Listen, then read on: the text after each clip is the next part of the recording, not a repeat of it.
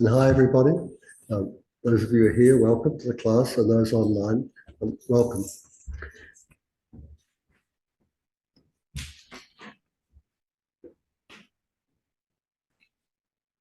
Let's begin, as we normally do, by taking refuge together and setting a good motivation for listening to these teachings. Let's begin by, first of all, just being comfortable where we are. So adjust your posture in whichever way you need to. Let your back straight and your shoulders are relaxed. Your feet are flat on the floor or on a cushion. And your hands are wherever you'd like to place them. And let your body breathe itself.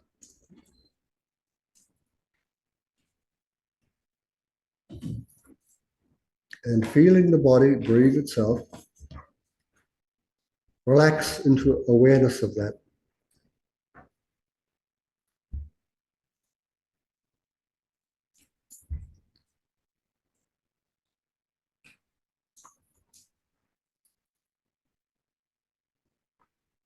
And let the environment surrounding you become completely pure. And imagine space filled with offerings, both set out and imagined, just like the offerings of Manjushri and Samantabhadra.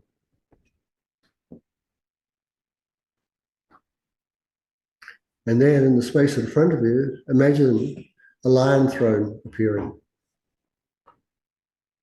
And on that throne is a cushion of lotus, sun, and moon. And sitting on the cushion of the moon sits Buddha Shakyamuni. It's the essence of all of our teachers. And he is surrounded by the assembly of the direct and indirect teachers. There are Buddhas and Bodhisattvas, deities and Dharma protectors. And in the presence of all these enlightened beings, I want you to recollect the causes for going for refuge to them.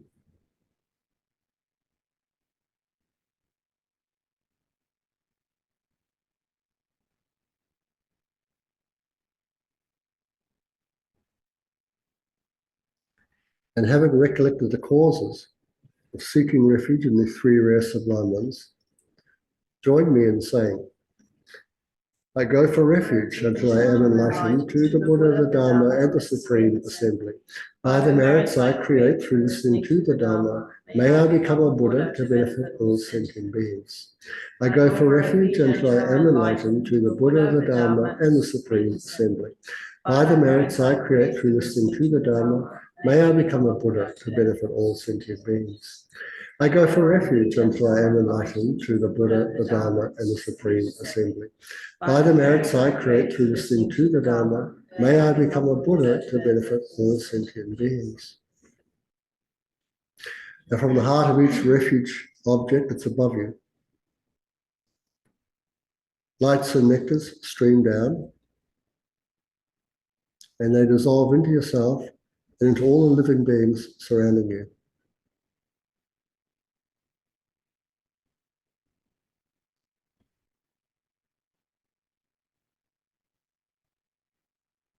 And these lights and nectars purify negative karma and obstructions. They increase your lifespan, your virtues, and your Dharma realizations. So being cleansed and enriched, recollect the four immeasurable thoughts of love, compassion, joy, and equanimity. Decide to develop these yourself.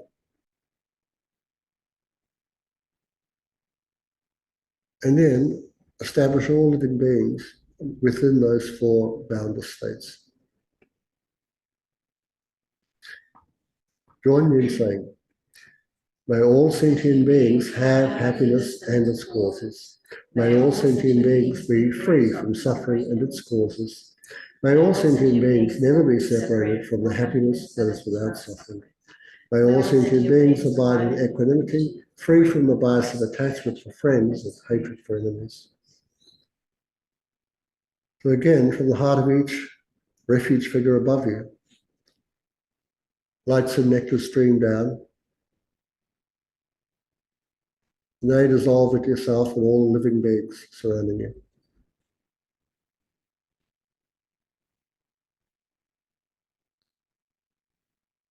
And these lights and nectars purify negative karma and obstructions. They increase your lifespan. They increase your virtues and Dharma realizations. So you're able to steady and ready yourself to clear away the more subtle causes of trauma.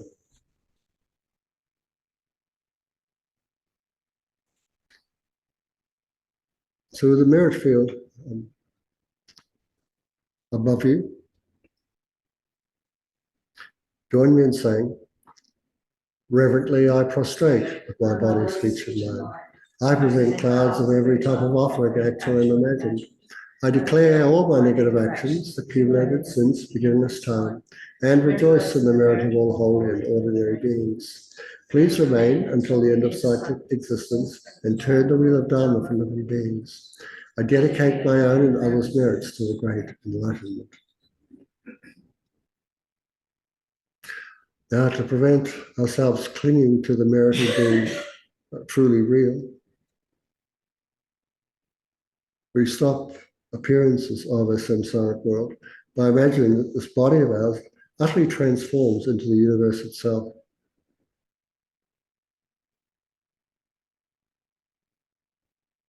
And we offer this pure land, this universal system, to the Buddhas and to the entourage of the Buddhas. We say, this ground, anointed with perfume, strewn with flowers, adorned with Mount Meru, 4 continents, the sun and the moon. I imagined this as a Buddha fielding offer. May all living beings enjoy this pure land. Idam Guru Ratna Mandala Kanayatayo. So the Buddha accepts the offering, he smiles at us, and we meet his gaze. Looking up into the eyes of the Buddha, you find immense humility, kindness, and acceptance.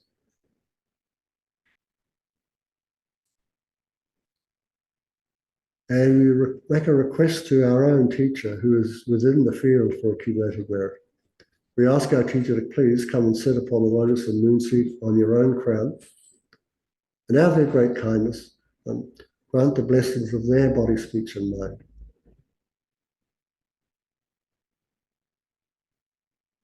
So your root guru, the teacher that you have the most closest connection to, comes out of the merit field and comes to the crown of your head and now makes these requests with you. Please pour down inspiring blessings upon oneself and all other sentient beings, so it may quickly stop all of our perverse minds from disrespect for our kind teacher to the most subtle dualistic appearance. Please pour down your inspiring blessings so it may quickly generate pure minds, from respect for our kind teacher to the supreme mind of union. And let your inspiring blessings pacify all outer, inner, and secret obstructions. And in response to this prayer, and from the heart of each holy being, streams of light and nectar flow down, granting blessings and purifying.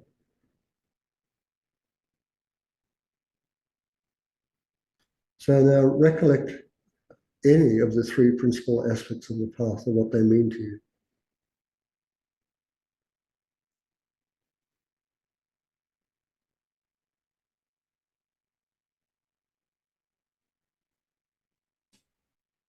And from the heart of Buddha Shakyamuni, infinite light rays emanate, reaching all environments and all beings. And these all dissolve into light and gradually gather up into the field of merit.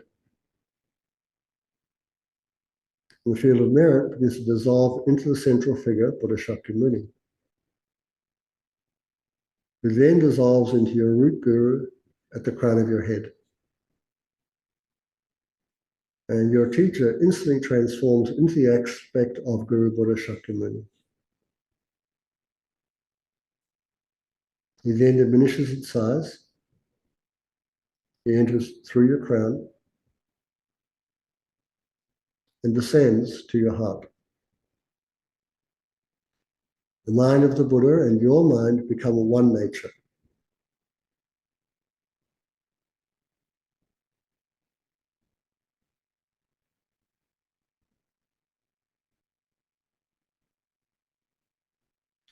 You hear the mantra of Shakyamuni Buddha and you begin to recite it, saying, Tayatam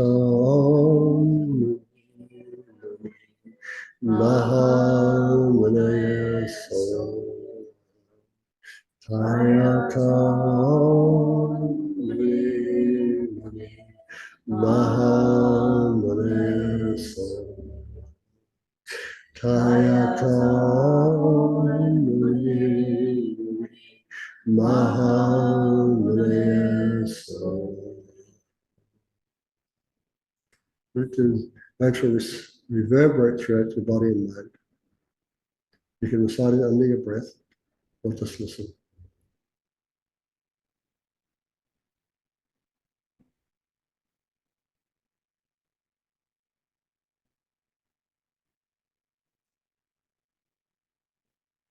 Now from your heart, rays of light fill the 10 directions of space. And every sentient being abiding within the space is utterly transformed.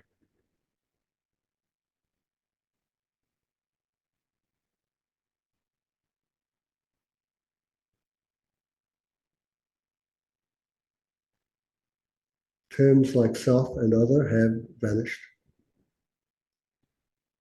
Outer and inner no longer have their true existence.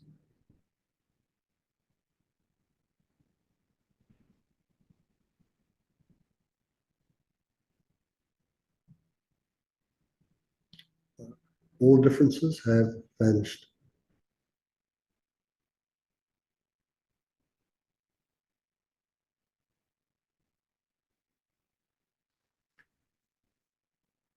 And from the 10 directions of space, the light returns into your heart.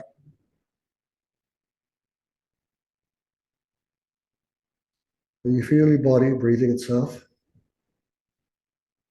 You can feel the seat beneath you.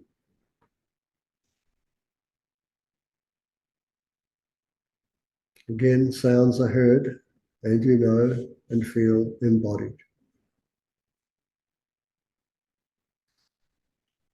You acknowledge this was a meditation of imagination, which has imprinted the mind. It's provided conditions for your full awakening to bring about the welfare of yourself and every other sentient being. You take joy in that. You accept this as truthful. And then you breathe in through your nostrils and exhale through your mouth and let your eyes flutter open. In your own time, move your body in whichever way you'd like to until you feel once again quite comfortable and at ease in your seat or where you are.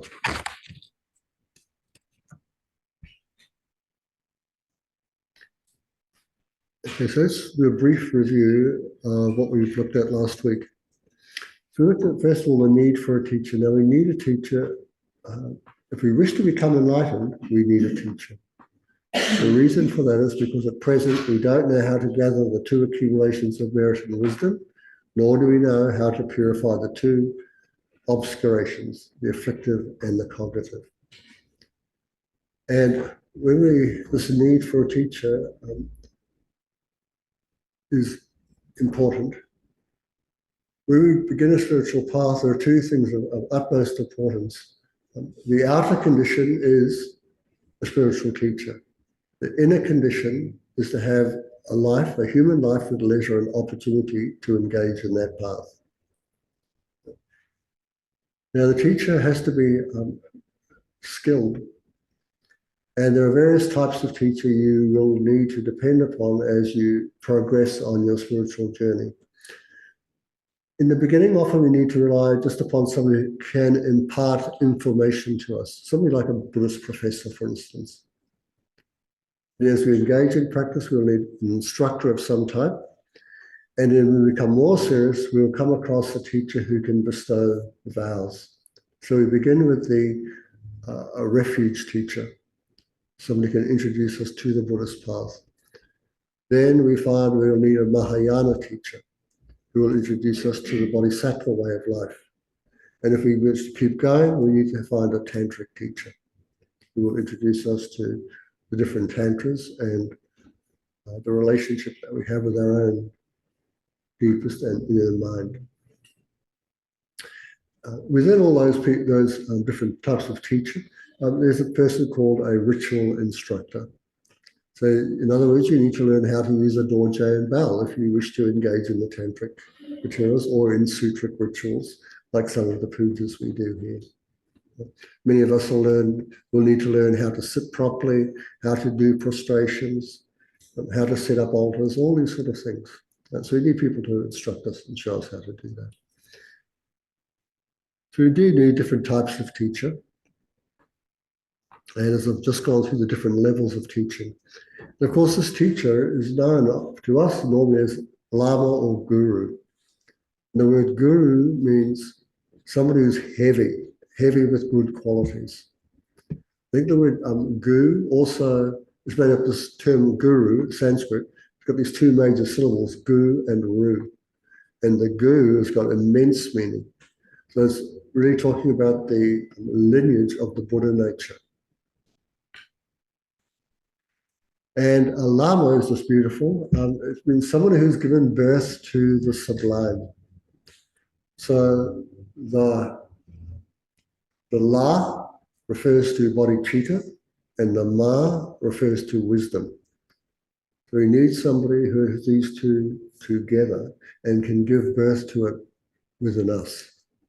But he has already brought these two qualities into his life. We need someone to help us do that. These are the books I've been relying on at present. They probably won't change very much. This one here in the middle there, called Foundation of Buddhist Practice, if you're going to begin studying this, start there. Read that one first.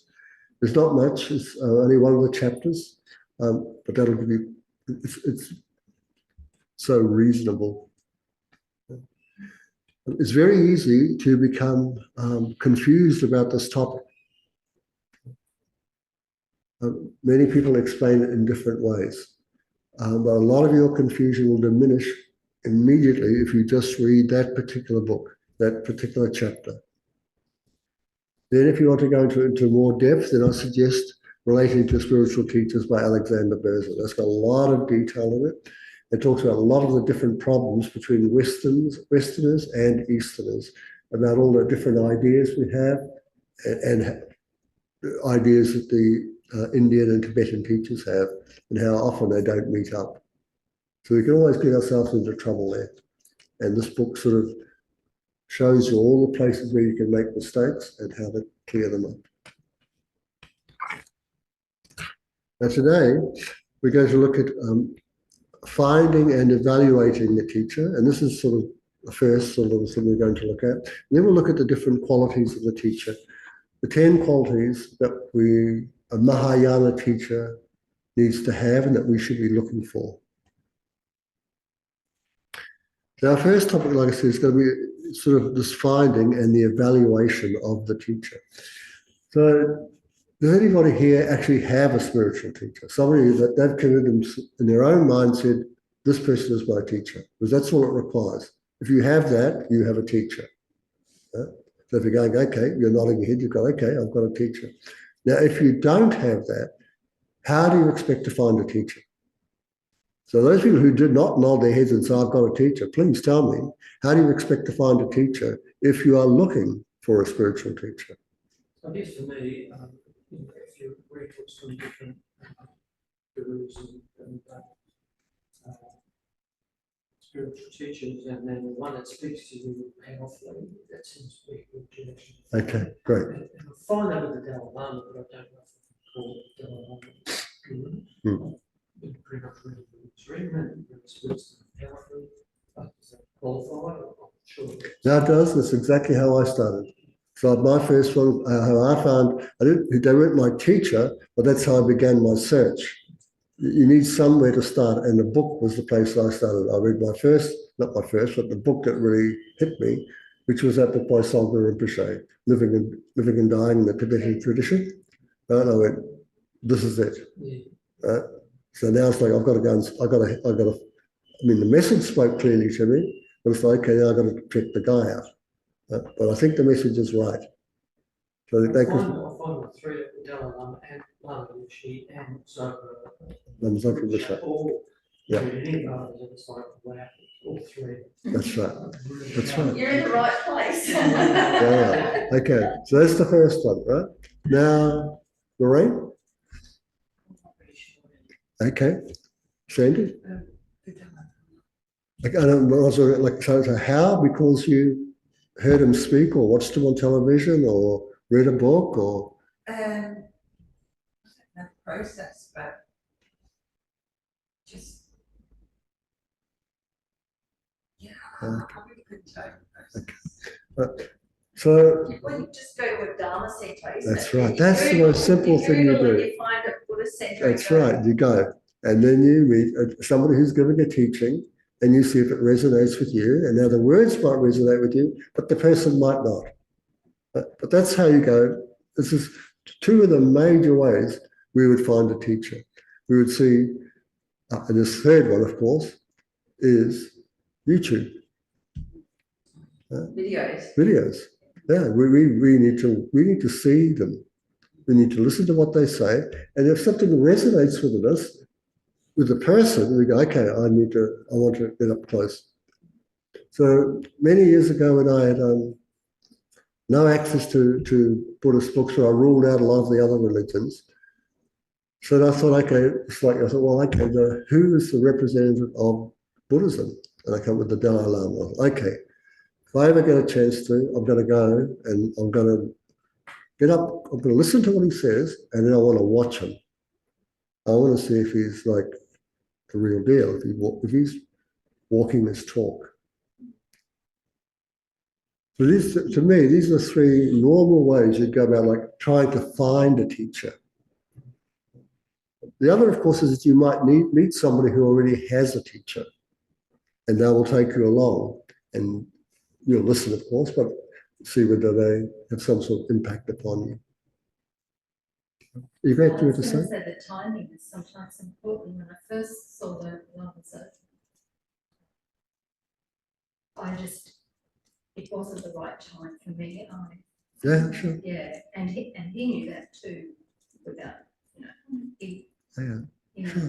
I went to do a Manjushri initiation. It was way too soon, and he coughed and spluttered so much through the thing, and I got a migraine just waiting for it to happen. I had to leave. Yeah, that's right. Yeah, we've seen that. And we've been in places like that where it's happening. It's come quite late. It's like a long time starting. All these people leave, and then it's just like it's on. Timing. Yeah. I felt with the practice. I felt like a preschool at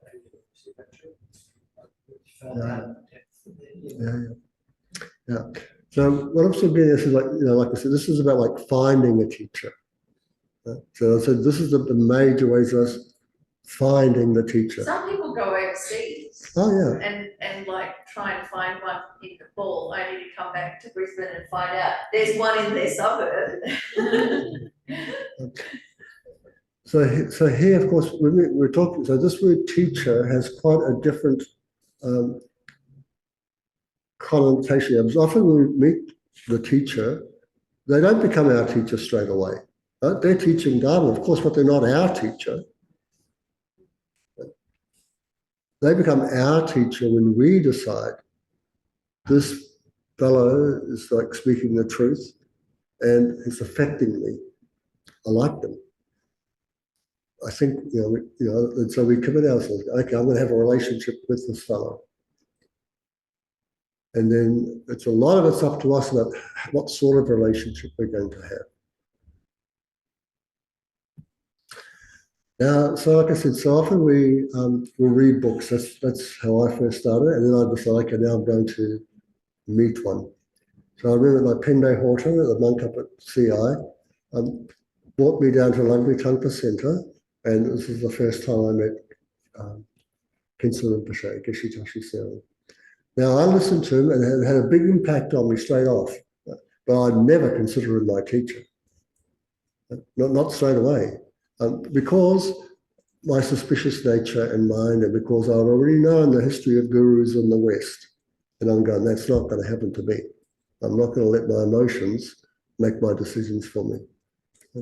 And that's exactly what he said. Don't let your emotions reason, temper your emotions with reason, have your emotions support your reason, and so forth. Oh, great.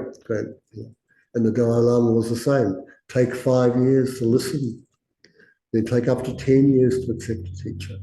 So I thought this was very reasonable, and it suited my mind. I thought, okay, that's what I'm going to do. Of course, being given that sort of permission, you make your mind up a lot quicker. That's how it works. Now, okay, so suppose we come across something like in a book, or we've gone to a Dharma centre and we've listened to them speak. That's just the beginning. Now we need to go further. So like when we often listen to them or see them, it probably never even enters our head to consider the context. Right? We just deal with one thing at a time, isn't it? It's just the person, right? But this person comes from a lineage. Right? And each lineage explains the Dharma teachings differently. It's all based on the Four Noble Truths, but the way they come at it and the meanings of things can be quite different. And you'll often find this if you read enough Dharma books. In fact, they can be quite confusing because they use the same words and terms, but they have completely different meanings. So not all Buddhists are in agreement that there are Four Noble Truths, but what they might mean and how they might explain them is a little different. So we have to sort of understand that when we meet a teacher, there's a context, they're within a context.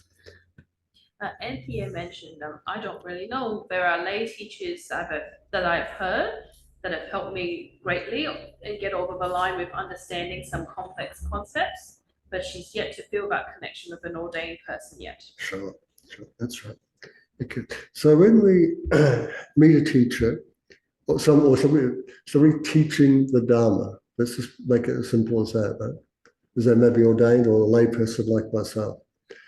You need to also consider the lineage that they're coming from. So I remember once, because I really sort of see myself within the Galupa lineage, the teachings of His Holiness the Dalai Lama, Lama Zopa Rinpoche, Lama Yeshe, Khyentse Rinpoche. I like the teachings of Lama Tsongkhapa. They make sense to me. But this is only one way of explaining it and one way of seeing reality. There are 3 other ways. We have Kagyu, Shakya, and Nyingma. So one day I'm thinking, like I've heard the explanations of the Heart Sutra many times in the Galupa tradition, and then one day I knew a Sakya Lama was giving the teachings on the Heart Sutra, so I'm going to go and listen because I've never heard it from the Sakya tradition before. And then you went to like, form is emptiness. Like, yep, no problem. Emptiness is form. And I'm going, what? I've never heard it explained like that. So there's no way, like I'm sitting there going, that's nothing like what I've heard it like. They can't be wrong, right? So what is it that I'm missing here? So I came home. It took a little bit of a while, but I worked it out. I found out why it was completely different. And then over time, you sort of worked out, man, Lama Tsongkhapa's tradition is very different than the others, especially in terms of conventional reality. Lama Tsongkhapa's got, I think, a really nuanced and beautiful presentation of how things conventionally exist. So you need to examine the lineage. So when you read books like, for instance, Sadhu Rinpoche's book, so there's tremendous stories in there. but they're really all stories from the Nyingma tradition. And when you first read it, you don't understand that the perspective is from the Dzogchen, the pinnacle vehicle of the Nyingma tradition. It's like highest yoga tantra in Garupa. You don't know that, it's not obvious to you. It just sounds so simple. That's right, so simple, understandable, and really inspiring. So you think, oh, like, this is it, which is exactly what I thought. This is it, I found it.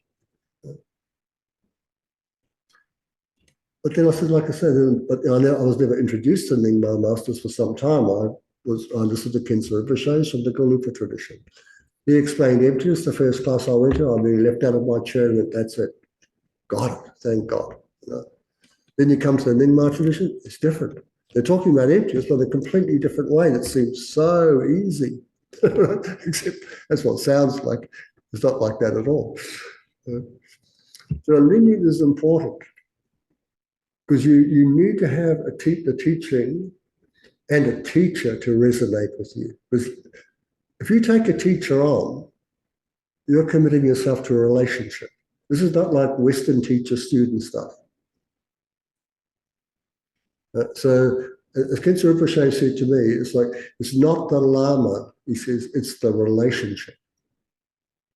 So the relating means two people, you and the teacher. So now, while this person called teacher is teaching, you don't need to see them as you don't see them as your teacher. They are a teacher of Dharma. And in fact, I like the term spiritual friend. So from my perspective, when I took this position and I read the qualities that I'll explain to you today, yeah, I can't do this. I am not a teacher. It's obvious. So I went to Khyentse Rinpoche and explained the situation. And he explained to me the qualities that I needed to give teachings.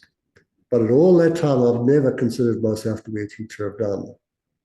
And you'll see why as we go through this shortly. But I do consider myself a friend to the students. I do think my job is to help anyone who's suffering, and I'll do the best I can. But I am not a qualified Dharma teacher.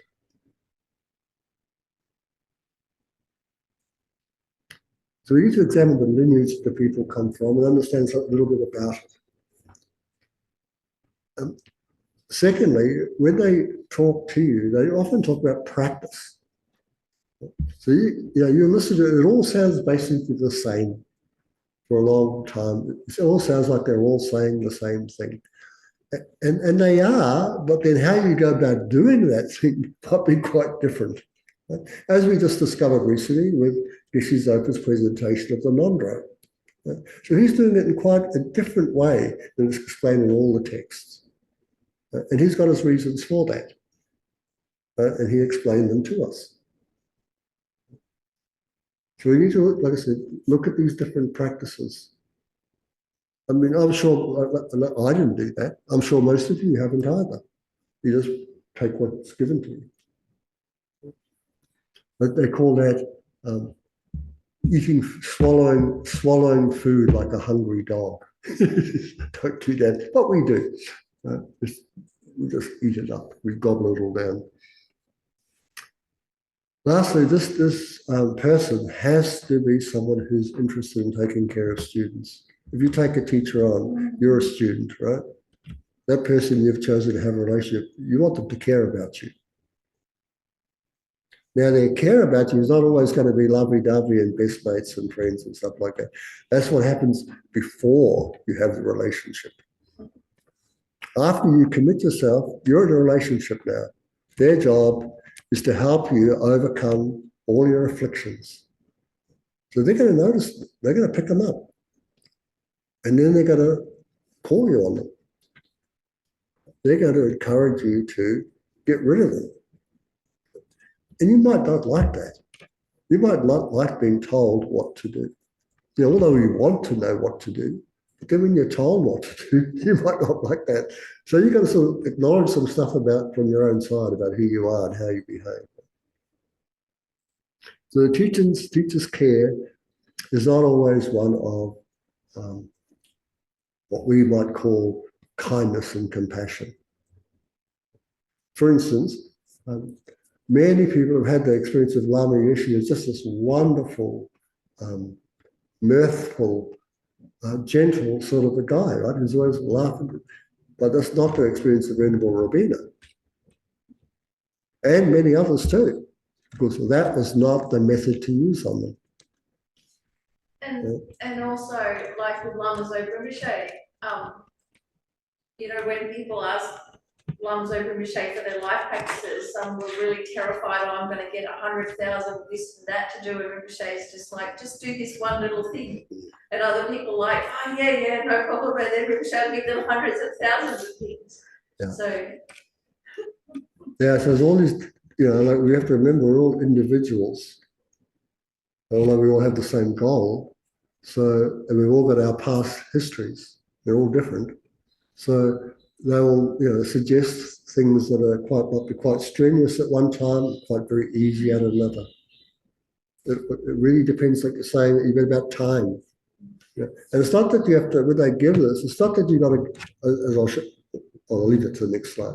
that book, Dear Lama Zopa, has, you know, those one question and then three completely different answers to three different individuals. So yeah. Debbie? John, who's brand new to our DB course, he said that he, he has followed the Galupa, but the book that you mentioned, Eddie, which was Tibetan Book of Living and Dying by Sogyal Rinpoche, that also had a very big impact on him. Okay, thank you, John. Okay, so now in our teacher, when we find this person, you know, my thing is often is like I say that I'd prefer to go for the ordained people first. If you're going to commit yourself to a teacher, it's, you know, I'm sort of like this.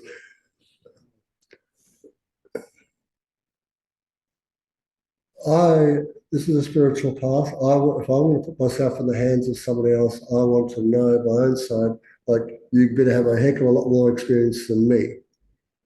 And I want to know, like, if you're in robes like this, like, then it's like, for how long? What are your actual qualifications? Now, you could ask the teacher that, and they're quite hesitant to talk about that because that's about them. You know, but they will if you phrase it correctly and tell them why you're asking. They'll tell you. And like Geshe Tashaseri, when he was teaching and he gave the vows, he said, you know, I might not have very many realizations, but I can guarantee I've kept my vows purely, and so then I can give you in turn good quality vows. So and that's the thing I was going, that's where my conversation was going. And that really impressed me. Because here's this Lama who's been ordained for more than 50 years. And to be saying, look, I don't have any realizations on sure. Humility, right? But he can say, I can tell you, I have kept all these vows. And you go, wow, I know a little bit about those vows. That's impressive. I think, speaking of robes, I think you make a great point that we should be able to ask them how long you've been ordained, because some lay people will actually put on robes, and it's really confusing because you think robes and you think they're ordained and they're not. So I think it's great that we can check our teacher, oh, you know, how long have you been ordained, which particular lineage you belong to. Yeah. And the other thing is, often for many of us, because they're wearing robes, you might easily overemphasize their realizations of what they're capable of. So there have been many ordained people who have given bad advice, advice that is not suited to the student. That's not an uncommon thing to do. And there's been many times where you think because they've got robes, they've been in them for a long time, and they've got great realization. No, they were just like us, and they've just committed themselves to this way of life. That's why it's important to investigate these people, the people that you're relying upon. So when we come to evaluate our teacher, two things really get in the way. The first is naivety. You often think that, like I said, because they're wearing robes, there's somebody, just these wonderful people, like they've got it solved. Well, it's not the case. and if you think that, you're going to be severely disappointed and shocked. The other weird thing that you can happen to is you become paranoid. And there's good reasons for you to be paranoid about it, right? Because there have been many instances where the teachers have misled the students. Like it's not common, but it has happened enough times for us that we should all be aware of this, right? There are both Tibetan lamas who have gone to Bhutan and China and had sex with their students and taken their money. There have been people within, we've had instances where the person has been seen to be a teacher. The centres have put a lot of money up to get them over to a Western country. The teacher gets there and then they run off, disrobed, they're out of there, it's over. These things happen.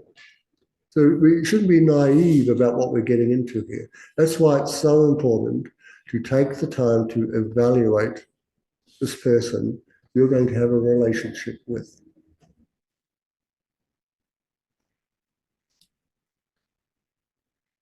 Now this is a verse. This is and so when you find a person to have this relationship with, as you can see, it is relying on an inferior person, meaning a person that doesn't have the same qualities and understandings that you do. People will degenerate. Relying on one who is equal, they stay the same. Relying on the superior, they will attain holiness. So you've got to find someone who's much more qualified than you. So it's okay to feel with, like, when you with Geshe's over that you're just in the little leagues and you just arrived in the biggies because it's going to help. In fact, one time we went to teachings by His Holiness so many times. Like I'd prepare our class by looking at the text he was going to do, and I'd talk to all our students about that text, unpack it so we could all go there and relax, right? But then one day we went to teachings on Nagarjuna, a text by Nagarjuna on bodhicitta. And it was the first time it's happened, but it was good in a way. It was like, I go there, I'm listening, I don't understand a word His Holiness is saying. It's in English, it's been well translated, I don't understand it. And it was really shocking. It was like shocking, but in another way too, it was like, wow, these teachings are so deep. You think you do get it on one level, they start dropping down. You soon find you're completely lost. Like, I don't know what they're talking about now. In fact, one time we had a dinner here, and one of the Geshis from Tourism Institute was here. And there was a homage on one of the texts, so I wondered, why are they making the homage to Vajrasattva? So I asked him, I said, why does this text begin with a homage to Vajrasattva? So then he looked at me and he smiled and he went, you know about da-da-da-da-da? And I went, no. Because straight off it's like into Yoga Tantra. Because Vajrasattva represents the purity of the mind. And purity of mind is discussed in Yoga Tantra. And so he went, and I went, no, I don't. So he just laughed. I went, okay, well, what can I say? So okay, we just put that aside for the moment. Debbie. One thing I've learned from all the years of coming to public teachings with these high teachers is they teach to such a wide audience in the room. And whereas when I first started, I would get really upset when I didn't understand things. Whereas now I go, oh, that's for later. I just need to put it aside and it's okay. It's like, I'll come back and color it in later. Yeah, that's right. Many years later sometimes. Yeah, that's right. Yep, that's right. Yeah, so when we listen to these to the discourses that the teachers give, you don't have to understand it all. You probably won't be able to. What you're going to do is go amongst and find the nuggets that matter to you. And what you can apply. What you can't, you just put aside for the moment. And you think over time, I'll understand a bit better. I can apply a little more. So you've got to be sort of like reasonable about this. Read out the rest of the quote, please. Therefore, you should rely on one who is superior to yourself. if you rely on one who is superior in ethical conduct, who is thoroughly pacified and possesses the highest wisdom, you will become superior even to the superior. So in other words, the superior will recognize you too as being a superior person. So before we come to the meditation, is there anything you'd like to raise? Anything interesting about what you've heard? Any qualms? I was surprised because probably the most of the lectures I've been to have been with incredible high lamas, and then when I went to uni, I was expecting the university professors to be as profound, and I was writing down every single sentence that they wrote, and then I realised that actually a whole lot of what they were saying was just filler, and I was a bit shocked at that. But so that's something that we're not used to in the West, that pretty much everything like that Geshe Zopa said on the weekend is meaningful. It's almost unheard of in our culture for that. Yeah, so spiritual teachers, especially the Buddhist tradition, are not like the teachers we would meet at university. It's very different. So again, Alexander Berzin's book is terrific at explaining these differences between teachers and what they're actually trying to do, what they're able to do. There's vast differences between having a Buddhist teacher and being a Buddhist student. There's changes we have to make too. We have to acknowledge that where we are, as we are, will require some changes. Okay, let's do a brief meditation then. Okay, comfortable in the seat. Perhaps begin by taking a deep breath. So breathe in deeply first, then exhale. Then let your body settle into a comfortable position.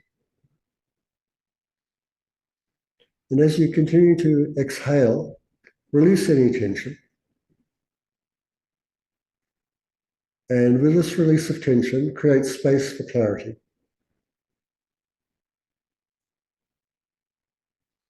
Now set an intention to develop wisdom in seeking a spiritual teacher.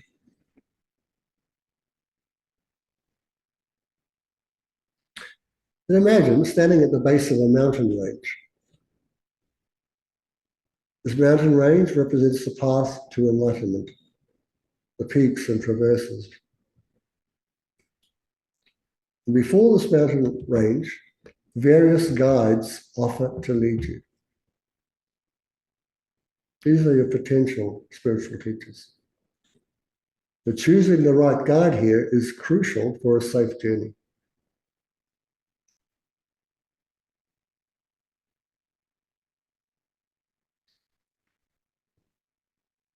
It'd be like selecting a captain of a yacht who's going to go into uncharted waters. Their experience, their expertise will determine the success of the voyage. So how about you begin to investigate a potential teacher?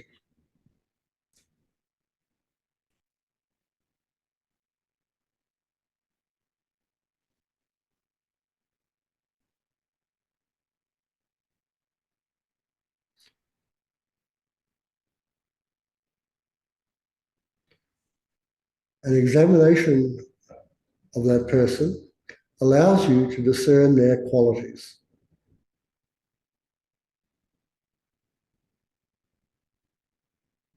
You want to make sure that their qualities align with Buddhist principles.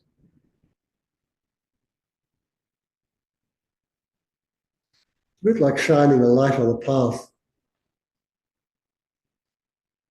The light reveals both the beauty of the path, but also potential hazards. So has there been a time in your own life when you evaluated someone's expertise before trusting their guidance?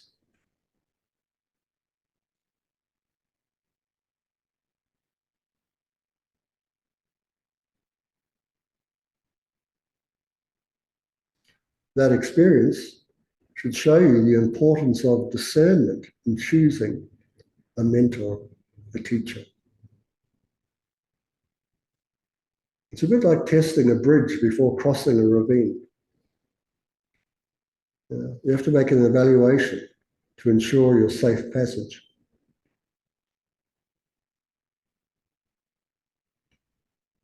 So how might observing the teacher's conduct and their students inform their own decisions?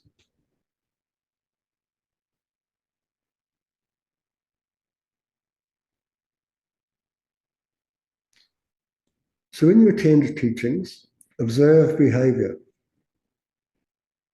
The behavior of the students of the teacher and the teacher. And then reflect on how their guidance resonates with your own understanding.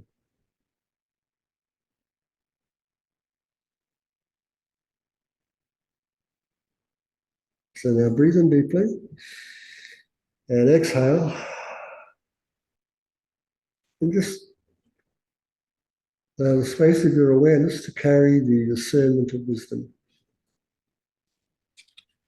And breathe normally and naturally. Let us say, I went to one of Sangha Rinpoche's teachings, right? And the first thing I noticed was he had a lot of his students, so you need volunteers to support the teaching. So all of his volunteer students helping him were these young, pretty good-looking women. So immediately all my antennas just shot up and went, uh-oh, like this is amazing, this is Buddhist marketing or Buddhist guru, some weird stuff or cult stuff. I just went, right. So then I was like on wariness straight away. And then later on, all this stuff come out about him and his relationship to his students. But that was the first thing that triggered me. I went, this don't look right. So let's have a look now at the different qualities that a teacher in the Mahayana tradition needs to have. Now there are 10 here. It's not easy to remember 10 things. But what's good for us here, you can break up into 3 groups. The first group has 3 qualities, the second group has 3 qualities, and the last has 4. And the acronym for the last 4 is SAIL. Teachers on sale. Buddha's on sale, right? That's the 4 last qualities. But let's come to the first 3. Again, these are easy to remember because the first 3 qualities that a teacher needs to have are the 3 higher trainings. So if you know what the 3 higher trainings are, you'll know this teacher has to be disciplined with ethics, has to be able to have a calmly abiding mind, be able to concentrate, and has to have this really good wisdom. They need wisdom, concentration, and ethics. So the first 3 higher trainings. But the way they say them is different. So here we go. First thing, they need to be disciplined. So I put weird pictures up like this because you can't forget them. And that's the idea, right? To help me with my own memory. So to be disciplined means that there is no contradiction between what they teach and what they act upon. So they discipline themselves, right? That's the discipline. Yeah, so right there you can check if someone's preaching generosity and they're charging lots of money for their teaching. That's right. Like, Hello. red flags. That's right. Or they teach like attachment and hello, they've got all these beautiful girls around you doing this and that. Yeah. Maybe it's not quite, I don't know, something's funny here. This is the first, to be disciplined. And like I said, this has to do with the vows, ethical conduct, a sense of morality. So especially, like, Australia is so lucky because we've got all these Larampa Geshis here. So you look at those guys, okay, it's probably 22 to 30 years training before they're allowed to go out. Not only that, of these degrees, there's only 2 of them every year. And it means they're the best debaters, they're the highest in terms of academic knowledge. So you've got that, they've got the academic knowledge.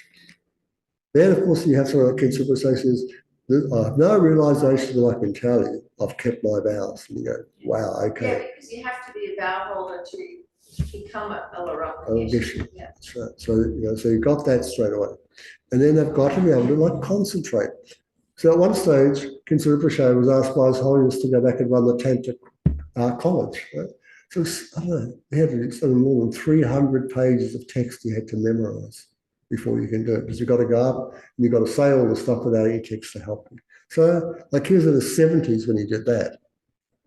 So he, does it all, and off he goes and spends 2 years running the Tantra college. So, well, there's somebody who's got, he's disciplined. Concentration. He's got those 3 qualities.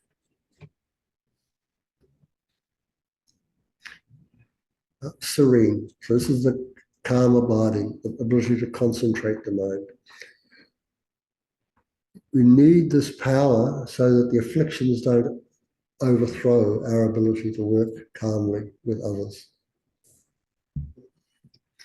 So to control the delusions, they use mindfulness and introspective alertness. Like without these 2 qualities of the mind, there's no spiritual path. You sort of, like a spiritual path is made up of certain things to abandon, certain things to adopt. And you have to remember what to do. So mindfulness is necessary there. Introspective awareness tells you, I've forgotten. I need to remember. Serene. And then thoroughly pacified. So this is quite interesting. Depending upon the different texts you read, different explanations can be given here. But actually, this has come from Khyentse Rinpoche himself. He said, the Lama knows right from wrong. So in other words, they act in accordance with the Buddhist teachings of karmic cause and effect.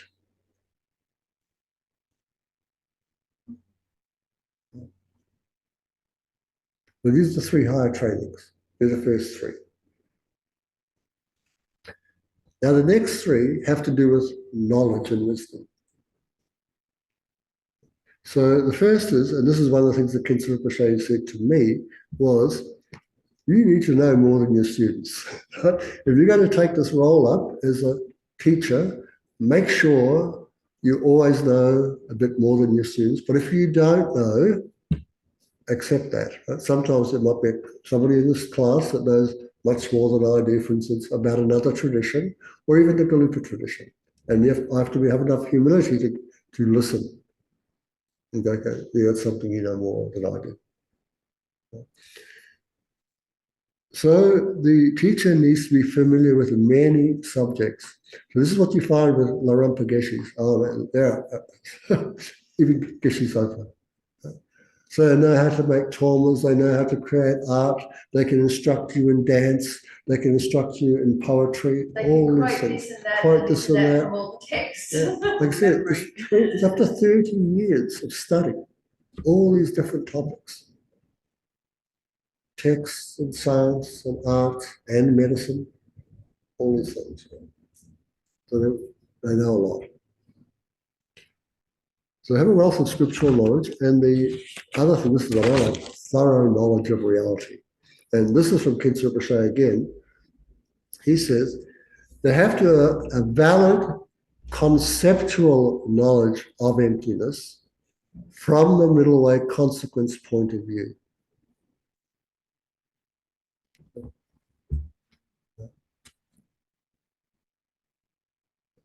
So many of them, of course, will have this, but they might also have a perceptual realization of it. But he's not saying you need the perceptual, you need to have a correct conceptual, because you've got to explain it to people. Now, the middle way consequence point of view, this is the view put forward by Arya Nagarjuna and supported by his spiritual son, Arya Deva, and Buddha Palita and Chandrakirti. Now, this view was adopted quite late in the Tibetan culture. Before Lama Tsongkhapa, in fact, there wasn't a major view at all. So this is recent in terms of 500 years ago, but it's the latest. And again, when you look at this view and engage, if you wish to, the study of the 2 truths, you will see Lama Tsongkhapa is quite a different take on it than every other Buddhist tradition. There's lots of arguments and argy-bargy about this. Nearly all the traditions and and well, there was no Galupa before Lama Tsongkhapa, but just to say all the traditions in Buddhism at the time, the main focus was on emptiness, the ultimate truth. Lama Tsongkhapa brought it back to say the conventional truth is as important as the ultimate truth. They have equal value, equal weight. One is not more important than the other. So a valid understanding of ordinary truth, relativity, is incredibly important. And so to me, that's the genius of him. And he was able to do that. And I think for myself, just reading a lot of stuff lately, of course, it's like, wow, look, this is tremendous reasonableness. The reasonableness of it's wonderful. So I need to have this, right? So I need, like I said, a vast knowledge of all sorts of things, this knowledge of reality.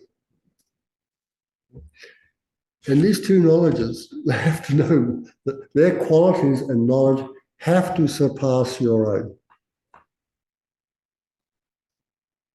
That seems to make sense, doesn't it? I mean, we want to be taught something. That means there's got to be stuff we don't know. That first one of having immense scriptural. Well, you can have immense scriptural knowledge, but doesn't, and you could have, but do the qualities surpass the students? You know, like for me, I might have more knowledge of you, through reading and so forth. But then, as many of you know, when you're with me quietly, my speech can be quite rough. And you might find me easily slip into the swearing, which I have done. And you might look at yourselves and go, gee, I don't talk like that. And you go, yeah, you don't. So this way I'm less than you in terms of vocal quality. So there's our three, right? We've got 3 higher trainings and then scriptural knowledge, wisdom knowledge, and then knowledge, but also qualities. And now we come to these last. The teacher also needs to be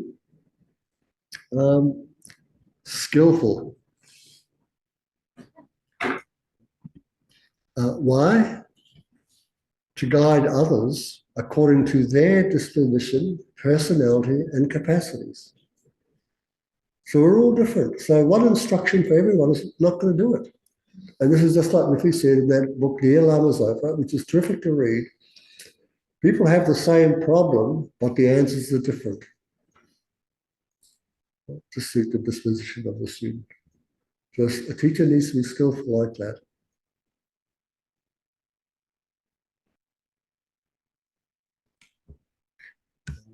They have to have, so here's the A, abandoned disappointment.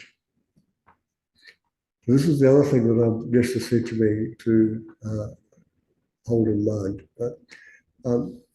Because you have to have this patience to explain the teachings many times. And he said the other thing that will happen is that it is the case, it's not always the case, Eddie, people come to class to listen to the teachings. Sometimes people will come to class to prove you wrong, right? To have an argument with you, disagree with you. Or they just come to class because they're sad and they want to be somewhere nice and it's all too hard to listen, but at least you're amongst nice people. Yeah. And that's not a problem for me, and that's not the thing here, right? The thing is he's saying, I don't want a sad person in the class, that's not distracting to me, but if they start arguing, it could be, couldn't it? That's where I might lose my patience and go, blah, blah, blah. Next thing we're talking about a whole different thing about the subject of our course. I want to defend the Buddhist position. Yeah. In fact, I remember one time I was giving a course up at CI and I was talking about the nature of the mind. And so I see the mind is impermanent. And this guy went, no, it's not, it's permanent. Straight up, I was really shocked. I was like what? What? I didn't have enough skill in me to respond skillfully. I should have asked him instead of coming back at him, going, explain what you mean by permanent. Instead, I tried to explain impermanent. I should have waited and said, tell me more, Stephen, you're going to ask something? There's a tradition of debate. Sure. So, where does that fit? Well, there's no problem if you want to have a debate. Right. Okay, so are you saying that in a class where you're learning, Mhm. it's not really the place to debate ideas, but No, it can be. It depends upon, like, a couple of things. Right? So, if we're going to have a debate, yeah, it's like there's a structure for it, right? Or are we having a debate, or are we having an argument? right. Right? So if you have a debate, then the person who's having the debate needs to know how to go about having a debate, and the person giving the lecture needs to know the debate structure. Then we can have a debate. But if neither of you know that, it's difficult to have a debate. Debbie? This particular point, abandoning disappointment, it really resonates with me from a parenting side of things, because kids, you have to be prepared to say over and over and over and over again until it gets into their head to pick up the things off the floor. I think as Dharma students, we're a bit like that. Your guru has to be prepared to say over and over again until we finally go, oh yeah, I have to do the practice that you told me to do. Yeah, and she was this idea about being skillful. Right, so from the perspective of the teacher, so we know something's not resonating with the student, something's not getting across, right? That's why they have this question or this query. So unless you're able to sort of shift your own perspective or try and find out a bit more about where's the student coming from, saying the same thing again and again is not going to add much to their understanding, is it? So oftentimes this is where you find really great teachers, they tell a story, they give an analogy, they try and demonstrate it in some other way than just straight discourse. The other thing too,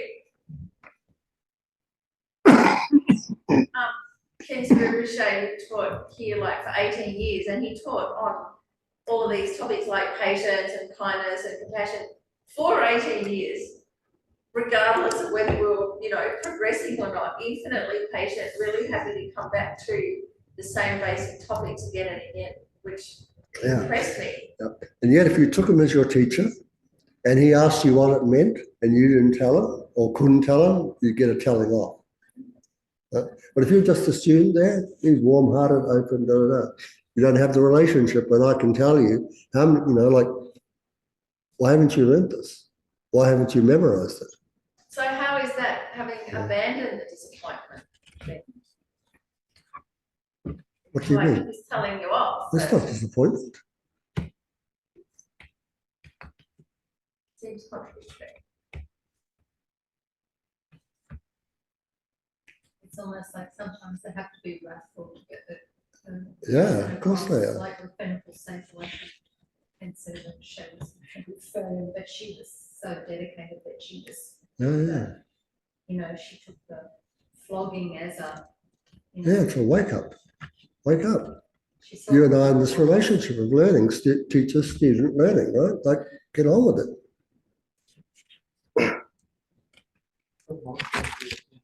So for example, our business, constantly trying to company business. Again, sometimes we'll deploy Christmas teachers that we know for 2 months. And we treat them with the same kindness and compassion, going through the whole thing, going, why do I have to do this? You know, you've got to have the same.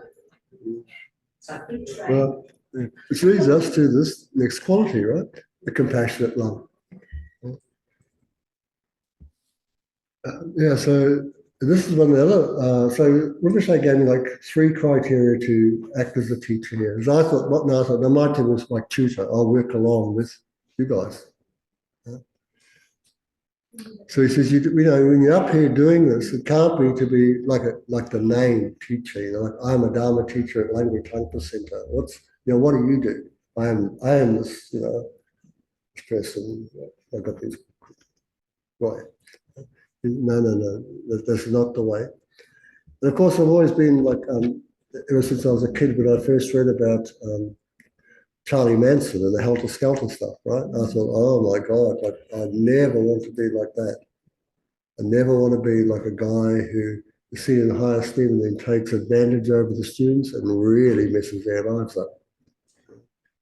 Because, it has to be done. You want to help. It has to be this compassionate care. Because you have to, so I say to me, like you have to maintain that. In the FPMT ethical policy for teachers, they summed it up really fantastically by saying that the teacher never puts their own needs before the needs of the student. Yeah. And then that way it just, Makes it quite straightforward, isn't it? You get, like as a the teacher, you can always check: is this about me? Is it because I want something, or is it for you? Yeah, so it's a great way of checking. I'd just say about the abandoned disappointment. It made me think of like parents, you know, like you be very patient with the child, explain over and over, or you can get quite annoyed with them and say, you know, you're not listening, etc., etc. But sometimes you can reach a point, people do as parents who are like, do as you like, I'm tired of working with you on this, you know, like you sort of abandon, like it can happen with teenagers. Sure. Where people say, that's right. yeah, so it's maybe that is what it means. Yeah, so you can't do that as a teacher. Yeah. That's what it's saying. You can't, just go, well, I can't. Blah, blah, blah, you know. So one of the ways that a teacher could do that, so you don't abandon, what you do is you send them to somebody else. You just find somebody else who's got, there's something not, something's not working here. Or you might ask them to do some purification practices, for instance. But suppose they don't want to. Then you really have to ask yourself, what sort of relationship do we have here? Are we actually a teacher-student relationship or not? Because if we're not, well, of course I can't expect you to know. It's different. But if you're in a relationship, it's this give and take thing. And you've got to remember the teacher's job is to make you become reliant upon your own inner nature, your Buddha nature, to come home to yourself and have trust in yourself. That's their job. The job of a teacher is actually to get themselves out of the way. So you don't need to rely on them anymore. That's the outcome. That's where they should all be leading you to. The student-teacher relationship, is it from the student's mind only? No. So because sometimes it's like you'll take on a guru, but they don't know you from the Bible. So that's right. And other times you'll actually go to that guru, say, will you be my guru? Sure. And so when they're doing this interchange, do they know? Well, oftentimes they know you've taken them on as their teacher because you're there all the time. That's how they know. They go, okay, this is a serious student. This person's coming along, listening to me all the time. If it's going on over years, you've got to go, well, obviously something's coming from their side. So it's like I said, it's unnecessary for you to say this, to go up to them and ask, like, will you be my teacher? but if we take vows with them, then they become our preceptors, so they have a responsibility and we have responsibility, so then it's official. Yeah, that's right. On that level. I should say, a teacher to you, if you've taken refuge vows, they're definitely your teacher.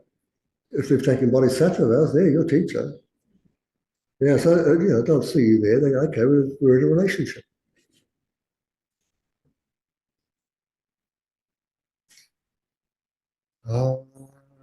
So what have we got?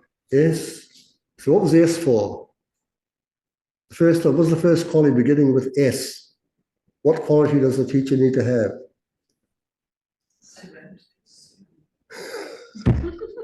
Skillful. Are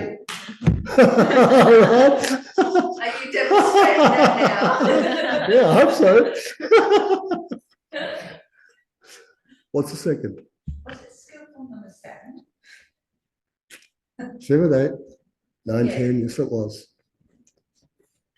So what's the 8th quality? Begins with A. They have to have had abandoned disappointment, dispiritedness. They give up, like Sandy said, you just give up on your kids. They're not to do that. This one, L, is for love.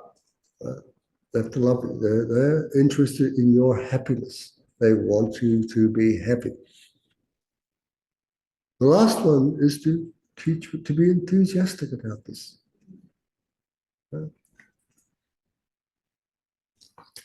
So in other words, the teacher constantly delights working for others' welfare. So I remember one time Rinpoche complimented me in front of a lot of people. It was funny because the compliment he gave me was like I said, not the one I was looking for. But, Got what you need. you know, so what he basically said was, Eddie, so he's talking about Miffy and I running the centre, you know, so Eddie's very, very kind, you know, and I was thinking, oh, I wish he'd said wise. I thought, well, how would he know? I've never had a conversation about that. And you know what he called me? He said Miffy's very, very organised. So I think we both went, dang. And tell me about the last conversation you had when you went there and said, oh, about how you're my boss. Oh, that's right, yeah. So it's one of the nicest things to be able to make your guru happy or laugh. And so I had a moment that I was able to share with Geshe Tachaseri. So I said, you know, Eddie's my teacher, but I'm his boss as an SPC. And he just cracked up laughing, he just repeated it, went, that's really funny. Excellent. Good checks and balances there. So. Okay. So we've got these 10 qualities of the Mahayana Guru.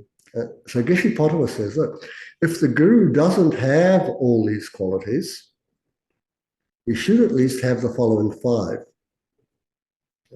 The realization of emptiness, compassion, greater understanding and qualities than the disciple, pure moral conduct, and no discouragement when teaching disciples. Otherwise, the teacher cannot guide the disciple out of samsara. So now when you read these texts, you'll see like this 10 expanded, then some will come down to 5, then 4, then 3, right? And so this comes down to 2, they'll say, these 2. That's a great checklist.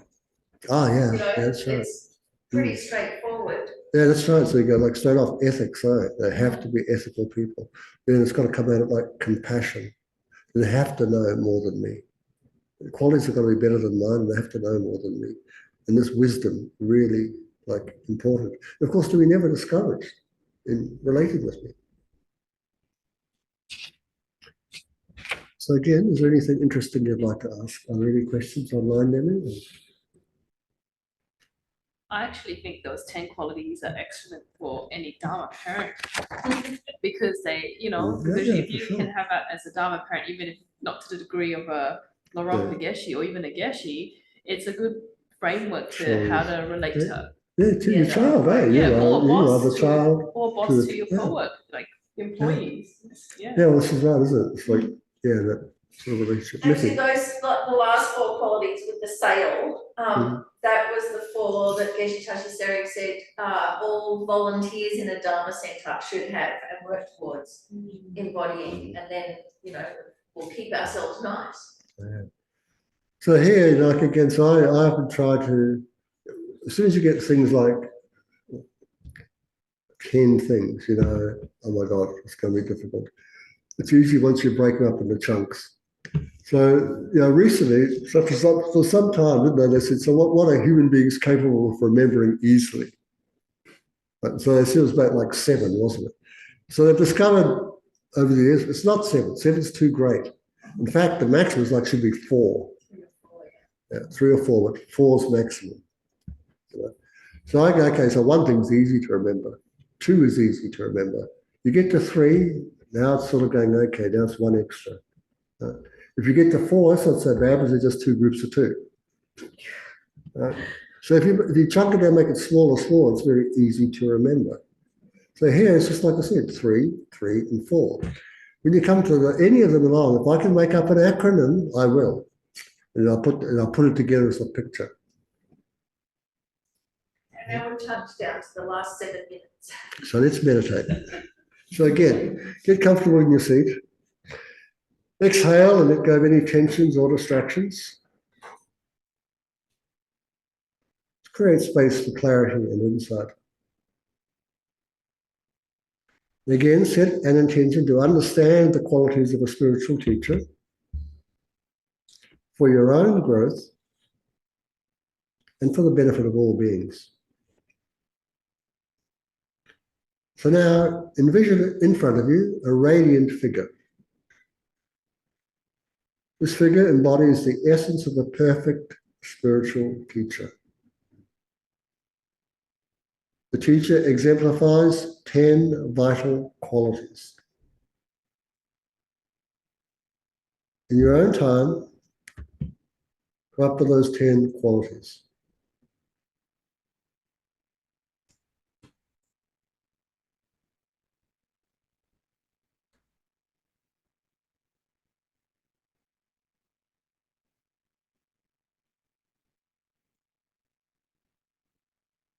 So let's start with the first 3.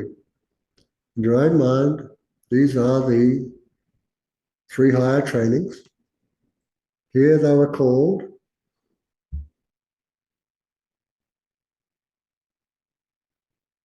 disciplined, serene, thoroughly pacified.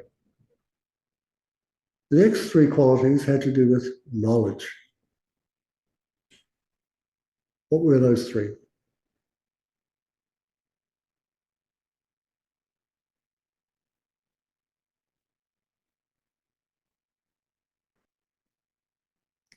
They have to, first of all, have a wealth of scriptural knowledge.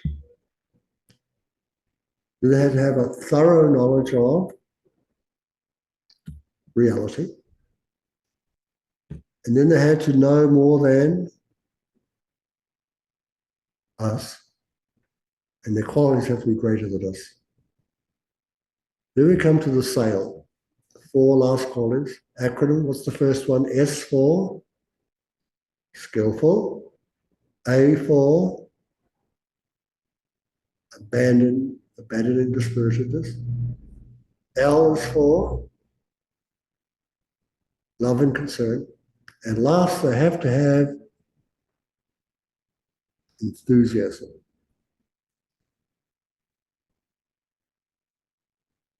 So these qualities work in harmony to guide students effectively on a path to enlightenment.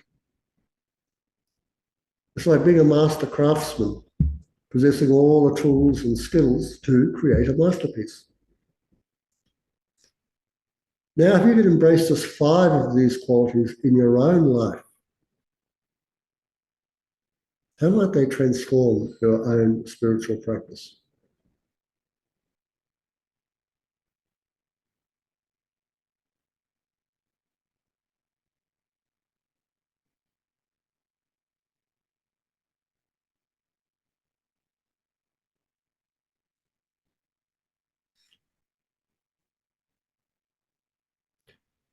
Then reflect upon a time when you yourself encountered somebody embodying any one of those qualities or more than them.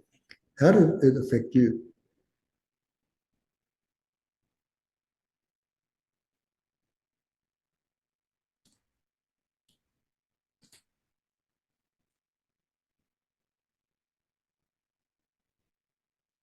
Because that experience offers a glimpse into the profound impact a genuine spiritual teacher can have on our lives.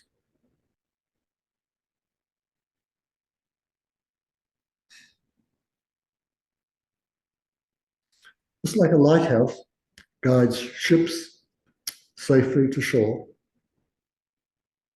the teacher's qualities illuminate our path through the darkness of ignorance. Wonder how you can actively seek out and learn from those who embody even 5 of those 10 qualities in your own life.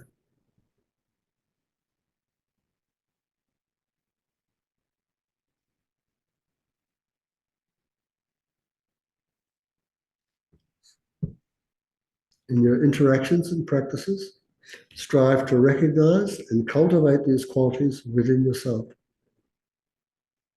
and help others do the same. So as we conclude the meditation, take a deep breath Carry the inspiration of these 10 qualities with you, and now exhale.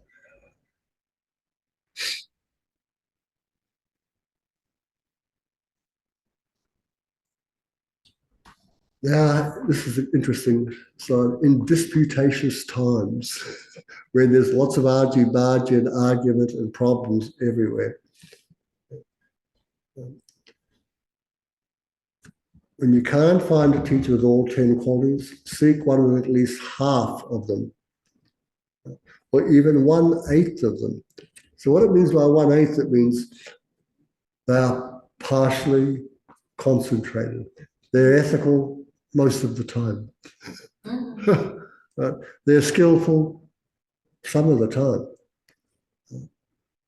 They know some things more than I, but other things I know more than them. It's just that, once again, it depends upon how difficult the times are. And probably just being aware of it so that you're not foolhardy.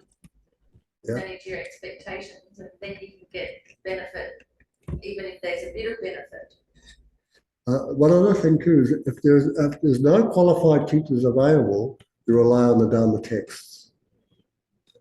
This advice has been given again and again throughout history, when in fact students have been crying over the death of their teachers and asking the teacher, who should I rely upon now? You know, the teacher said the text. In fact, many teachers are just living texts. They embody the words of the Buddha. That's what we're trying to do.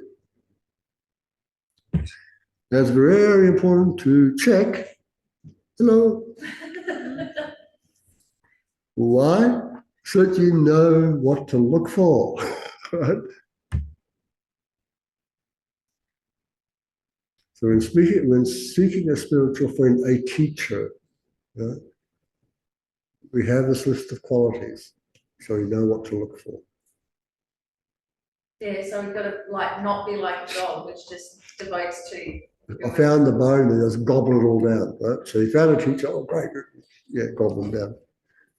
I just want to say sometimes it's hard to check for a teacher from our infill mind. Like my mind is so infill, it's stupid. When I was looking first at into Ricochet, discovered him like 3 years ago, whatever it was.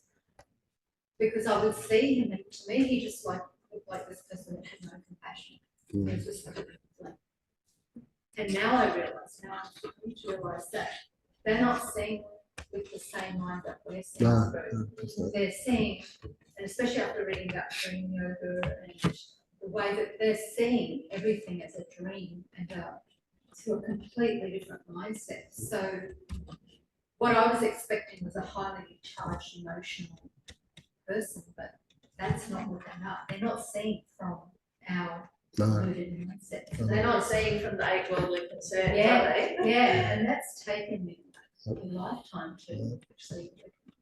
Yeah. In fact, in the that book, I was recommended at the beginning by His Holiness and Tupten Chodron, one of the last things they talk about is that, you know, like how can we rely upon our own deluded minds to make this evaluation? And one of the answers is because you listen to me, because you actually have a list of qualities to go through. Yeah. And remember here, you've got to think like, you've put some study in beforehand. No one just goes up and goes, hey, I'm going to give you my life, right?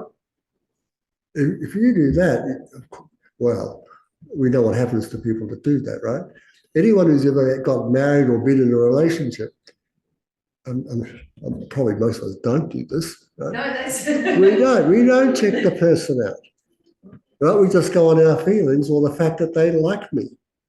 Or they're nice. Or they're nice, right? Now this, and so we get ourselves into all sorts of trouble. So this is not the way to go. This is why you get a list. In fact, on one time, Kim Rinpoche saying to us at the table, he goes, you know, before you get married, you sit at the table and you talk about da-da-da. I was going, no. In fact, I don't know anybody who does what you're saying, right? I was going, wow, it's a very different take. Getty Zopa was saying on the weekend about the resume for the spiritual teacher, and it was so funny because the resume, it's not necessarily flashy because how do you get a qualification from spending years applying your mind in a cave. And so, yeah, we kind of have this Western view of looking for the, External show. yeah, the external show rather than being able to. Yeah. But this checklist, like, at least it has those qualities to look for that aren't necessarily flashy. Yeah.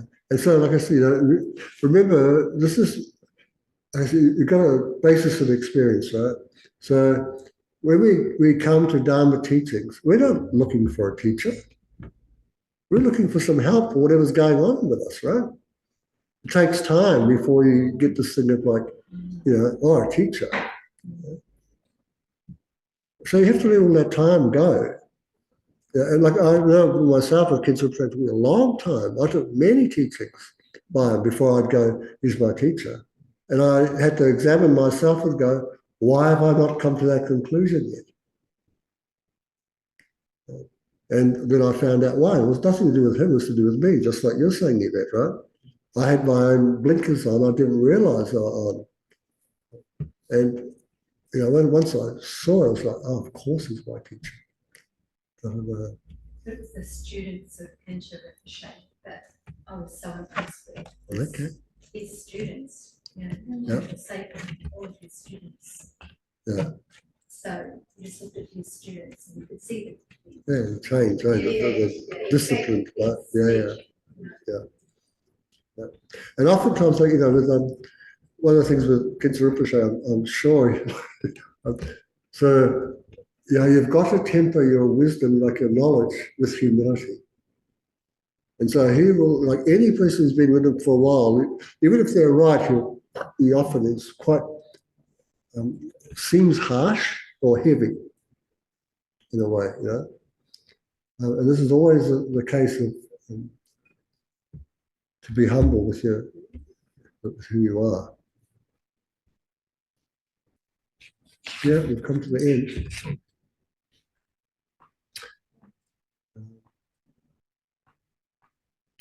So basically, remember the movie Kundun. So you remember the Dalai Lama is this little boy, and he's talking with I think it was Ling Rinpoche. They're questioning him, and then he asks the Dalai Lama, "What is the cause of suffering?" And the Dalai Lama gives him this answer, right? And he comes down on like a ton of bricks, right? To go like it's arrogance. You think you're really smart. You think that you know that you're really something, He crashes down on them, and then the Dalai Lama gives us really other sort of soft, heartfelt answers. That's right. It's like, that's what they do to you. It's like, you can give answers from scripture that will all be correct. Don't think you're smart, right? Don't think you're something more, than oof.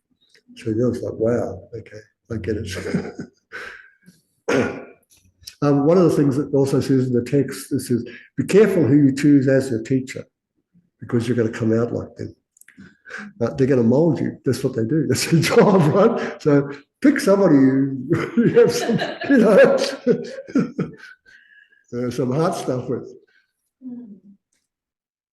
Here we looked at what we need to look for in a teacher, and we know the 10 qualities of the ideal Mahayana teacher.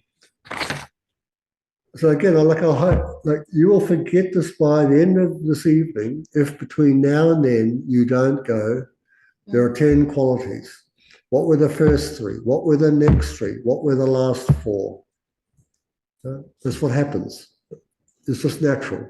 So if you don't want to forget and keep doing it again and again and again, and making no impact on your mind, you've got to memorize these things. And then bring it back to yourself and say, like you say, Lorraine, I don't have a teacher. So when I look for one, I'm looking for these qualities. Yeah, you'll And know them. I know the qualities. I know what to look for. I also know I can look at where are their students. Who are your students? It's quite within my right. If I think I might take this person as my teacher, but I need to know more about them. Can you tell me something about your lineage? Can you tell me about something, your teachers, where you were educated? That will do it. So don't be shy about doing that. In fact, we did this just recently when Miffy asked a Geshe Ma to tell us about herself. And she did. And it was quite, it's great. It's like, we don't know, right? We don't know about them. It was good to hear about their lives. Anyway, let's dedicate what we understood. Until then, though, we've got pages 5 to 7 up there. Memorize the qualities of the teacher. And next we're going to look at the qualities of the student. Let's dedicate a merit. So due to the merits of these virtuous actions, may I quickly attain the state of a Guru Buddha and lead all living beings without exception into that enlightened state. May the supreme jewel, bodhicitta, not yet born, arise and grow. May that born have no decline but increase forevermore. And as long as space remains, as long as sentient beings remain, may I too remain to dispel the sorrows of the world. And lastly, for Rinpoche's 5th return, in holding and spreading the Muni's precious and complete teachings through explanation and practice, you wore the armor of patience and was never discouraged. Incomparable venerable Guru, to you I make this request. You're right there, isn't it? Never discouraged. Armor of patience. Yeah, wow, that's right.